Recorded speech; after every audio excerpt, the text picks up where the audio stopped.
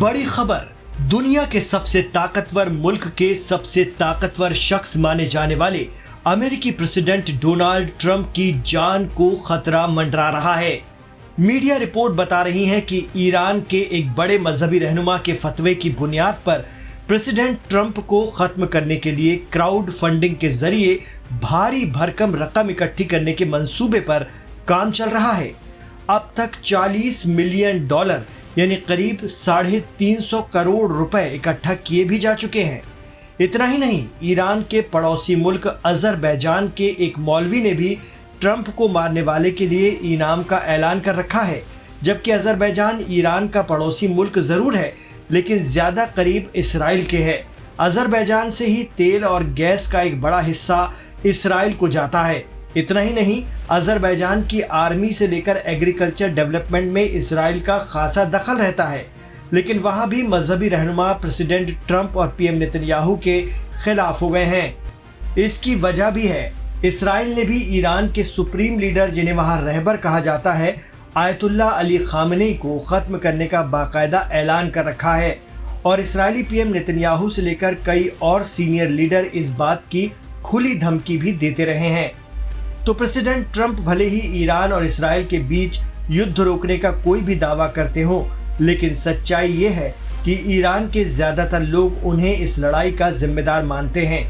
यही वजह है कि ईरान के मौलवियों के इशारे पर अमेरिकी प्रेसिडेंट को टारगेट करने के लिए फंड इकट्ठा किया जा रहा है। Aim right, achieve big. At KR Mangalam University, we provide you the platform to turn your dreams into reality. At KR Mangalam University. Media report कहती है कि इस तरह के फंड को क्राउड फंडिंग बताया गया है, जिसमें अब तक $40 मिलियन इकट्ठा कर लिए गए हैं। क्राउड फंडिंग फंड का मतलब है इसमें कोई भी सहयोग कर सकता है और सहयोग करने की राशि कुछ भी हो सकती है। बताया जाता है कि ब्लड कोवेनेंट नाम के एक ग्रुप ने कई ईरानी मौलवियों द्वारा राष्ट्रपति ट्रंप के लिए जारी किए गए फतवों के बाद हत्या अभियान के लिए फंड इकट्ठा करने का जिम्मा उठाया है। ये भी बताया गया है कि इस ग्रुप को ईरान के सरकार हिमायती आलिम दीन की हिमायत है।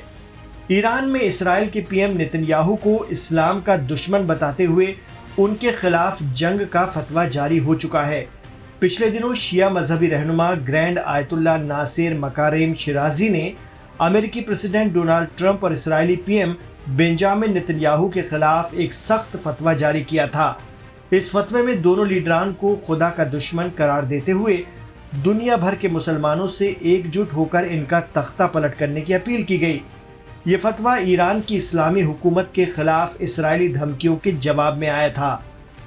आयतुल्ला मकारेम ने कहा था कि जो भी शख्स या हुकूमत हमारे रहबर को धमकी दे, उसे मुहारिबे या खुदा के खिलाफ जंग करने वाला समझा जाएगा। फतवे में कहा गया था कि इन दुश्मनों को उनके बयानों और गलतियों पर पछतावा कराना हर मुसलमान का फर्ज है। इसमें यह भी जोड़ा गया कि किसी भी मुस्लिम देश या शख्स का इन दुश्मनों का साथ देना हराम है। अब तो ईरान के पड़ोसी अजरबैजान में भी ईरान के फतवों का असर हो रहा है। कहा जा रहा है कि सीक्रेट रिपोर्ट में ईरान के अजरबैजान प्रांत में राज्य के जरिए नियुक्त एक मौलवी का भी हवाला दिया गया है। अजरबैजान सूबा पड़ोसी अजरबैजान देश से लगता है। अमेरिकी खुफिया एजेंसियों के पास ये तमाम रिपोर्ट किसी न किसी तौर पर मौजूद है। यही कारण है कि अमेरिकी प्रेसिडेंट की सुरक्षा को लेकर ज़्यादा सख्ती बरती जा रही है। ख़ास तौर से अमेरिकी राष्ट्रपति जब अपने विदेशी दौरे में होते हैं तो जिन जगहों पर वो रुकते हैं, या फिर अमेरिका में भी जिन जगह पर वो रात गुजारते हैं, वहाँ ख़ास एहतियात बरती जा रही है।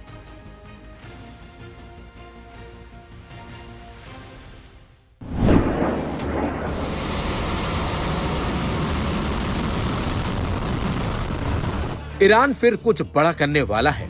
अब ईरान ने ऐसा क्या कर दिया जिससे अमेरिका के साथ साथ इजराइल भी टेंशन में आ गया होगा।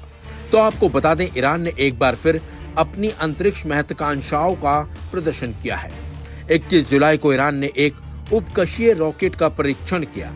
ये परीक्षण इसलिए भी अहम है क्योंकि ये उस संघर्ष विराम के तुरंत बाद हुआ जो इजराइल के साथ 12 दिनों तक चले सैन्य टकराव के बाद लागू हुआ था। ईरान की इस नई गतिविधि को लेकर कई सवाल भी उठ रहे हैं। क्या ये केवल वैज्ञानिक परीक्षण है या फिर इसमें छिपा है कोई और रणनीतिक संदेश? ईरान की अंतरिक्ष महत्वाकांक्षाएं अब सिर्फ लैब तक सीमित नहीं है। 21 जुलाई को देश ने अपने एक उपकक्षीय रॉकेट का परीक्षण किया, जो सैटेलाइट ले जाने में सक्षम बताया गया है। इस परीक्षण की जानकारी दी गई ईरान की सरकारी समाचार एजेंसी IRNA के जरिए, जिसमें कहा गया कि परीक्षण का उद्देश्य था नई और उभरती हुई तकनीकों का मूल्यांकन। ईरानी मीडिया के मुताबिक इस परीक्षण से जो डाटा मिला है वो देश के उपग्रह मिशनों और स्पेस सिस्टम्स की कार्य क्षमता को बेहतर बनाने में मदद करेगा। ईरान पिछले कुछ सालों से अपनी अंतरिक्ष क्षमताओं को लगातार बढ़ा रहा है और इस दिशा में कई घरेलू लॉन्च भी उसने मिसाइलें की हैं। लेकिन ये परीक्षण ऐसे समय में हुआ जब कुछ ही दिन पहले ईरान और इजराइल के बीच भीषण सैन्य संघर्ष हुआ था। 12 दिनों तक चले हमलों और जवाबी हमलों के बाद संघर्ष विराम की घोषणा की गई। ऐसे में तकनीकी गतिविधि केवल एक वैज्ञानिक कदम नहीं, बल्कि एक राजनीतिक और कूटनीतिक संदेश के तौर पर भी देखी जा रही है।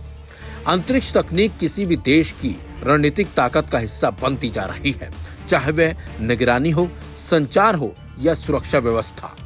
World-class faculty, cutting-edge labs and immersive learning. A vibrant campus life beyond the classroom. SGT University, nurturing future leaders. Iran के इस परीक्षण को लेकर पश्चिमी देशों और विशेष तौर पर इजराइल की चिंताएं वाजिब हैं, क्योंकि ये सीधे क्षेत्रीय संतुलन को प्रभावित कर सकता है।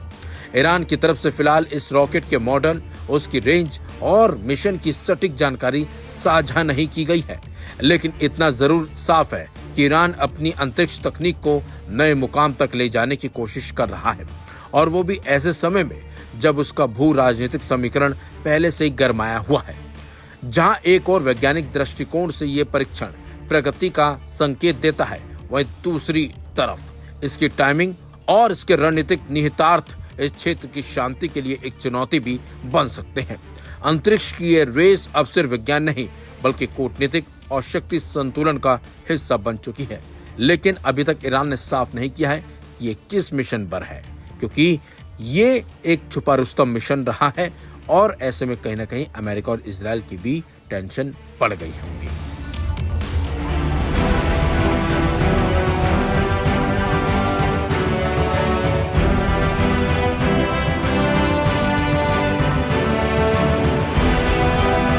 हूतियों ने एक बार फिर इजराइल की नाक में दम कर दिया है। हूती विद्रोही एक बार फिर इजरायली सेना पर टूट पड़े हैं और इजरायली सैनिकों की जान लेने पर उतारू हैं। इसी बीच हूतियों ने इजरायली सेना के ठिकानों को निशाना बनाया है और भयंकर तबाही मचाई है। इस बात की जानकारी खुद यमनी आर्म्ड फोर्सेस के प्रवक्ता यहना सारी ने एक बयान जारी कर दी है।